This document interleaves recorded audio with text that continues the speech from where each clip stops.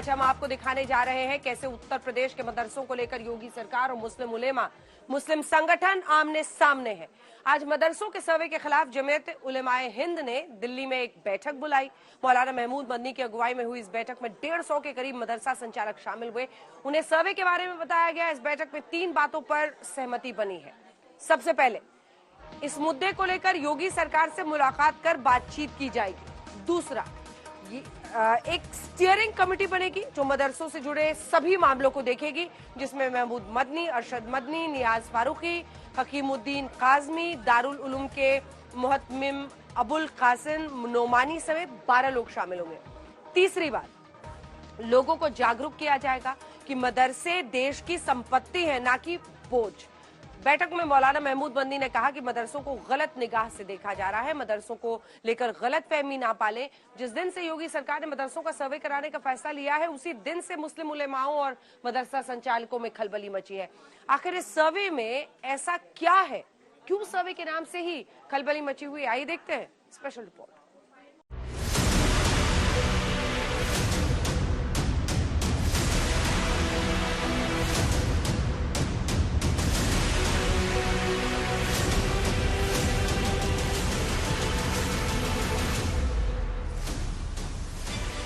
तमाम मौलानाओं, मुस्लिम उलेमाओं, मुस्लिम संगठनों और मदरसा संचालकों को ये बात बुरी तरह से चुभ रही है कि आखिर सीएम योगी आदित्यनाथ मदरसों का सर्वे क्यों करवा रहे हैं।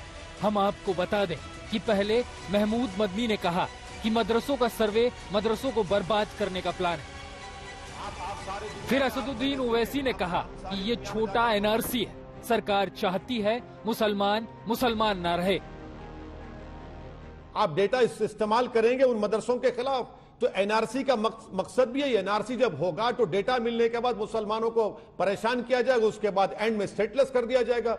यही तो मकसद है एनआरसी का। तो इसलिए मैंने कहा छोटा एनआरसी है। बल्कि मैं उत्तर प्रदेश सरकार से खुलकर कह रहा हूं कि आप बोल दीजिए कुरान मत पढ़ो, नमाज मत पढ़ो, चेहरे पे दाढ़ी मत रखो, हिजाब मत पहनो, बल्कि अब तो मुसलमान कहलाना भी बंद कर दो।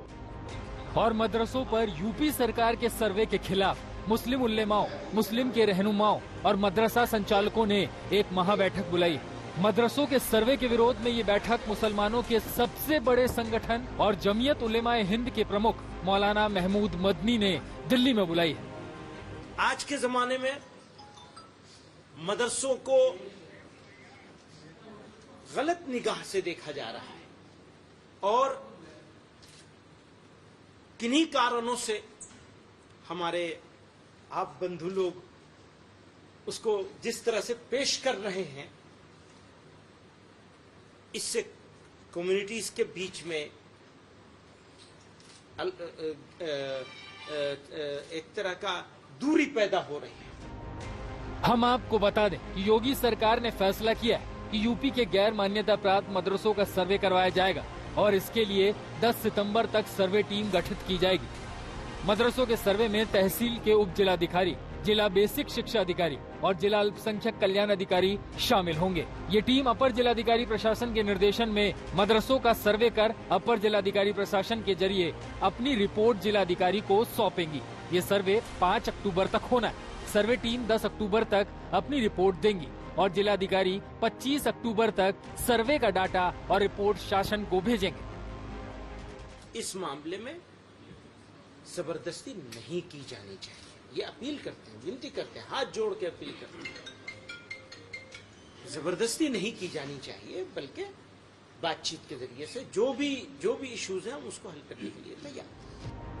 हम आपको ये भी बता दें कि इस सर्वेक्षण में मदरसे का नाम, उसका संचालन करने वाली संस्था का नाम, मदरसा निजी है या किराए के भवन में चल रहा है, इसकी जानकारी, मदरसे में पढ़ रहे छात्र छात्राओं की संख्या, पेयजल, फर्नीचर, बिजली आपूर्ति, शौचालय की व्यवस्था, शिक्षकों की संख्या, पाठ्यक्रम, आय के स्रोत, गैर सरकारी संस्था से मदरसे की संबद्धता से संबंधित सूचनाएं ली जाएंगी। इसके अलावा सर्वे में मदरसे के टीचरों की स्थिति, उनको मिलने वाले वेतन भत्तों की जानकारी इस सर्वेक्षण में जुटाई जाएगी। पिछले 100 साल का अगर आप इतिहास उठा के देखें तो गवाह है कि मदरसे के लोगों ने और मदरसे का जो प्रोडक्ट थे, उन्होंने इस देश की रक्षा के लिए, सुरक्षा के लिए, देश के विकास के लिए, तरक्की के लिए, लोगों को नीचे से ऊपर उठाने के लिए जो मदरसों ने किया है उसकी मिसाल किसी दूसरे इंस्टीट्यूट के पास, दूसरे इदारों के पास नहीं मिलेगी।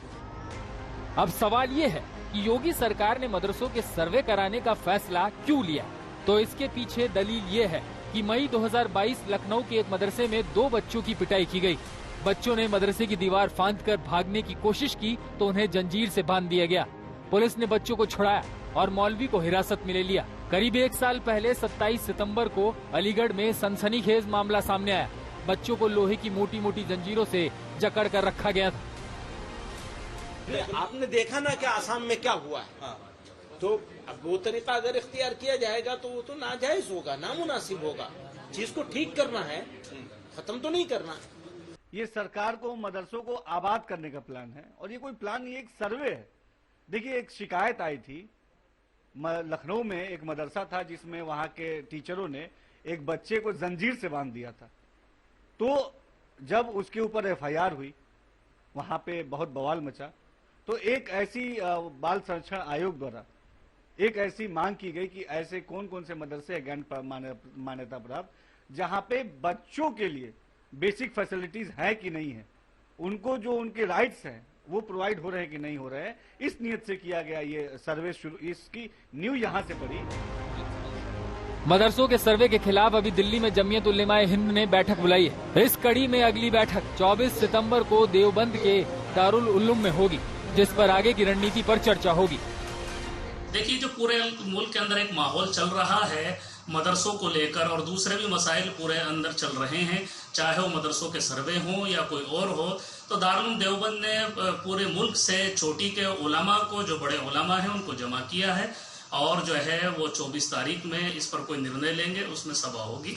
सरकार का स्वागत योग्य कदम हो मदरसों का सर्वा किया जाना, क्योंकि लाखों की संख्या में अवैध मदरसे प्रदेश के अंदर संचालित हो रहे हैं और उन अवैध मदरसों की गतिविधि संदिग्ध है, उनसे आतंकवादी तैयार किए जा रहे हैं, इसीलिए इनको बुलडोजर भी चलना चाहिए।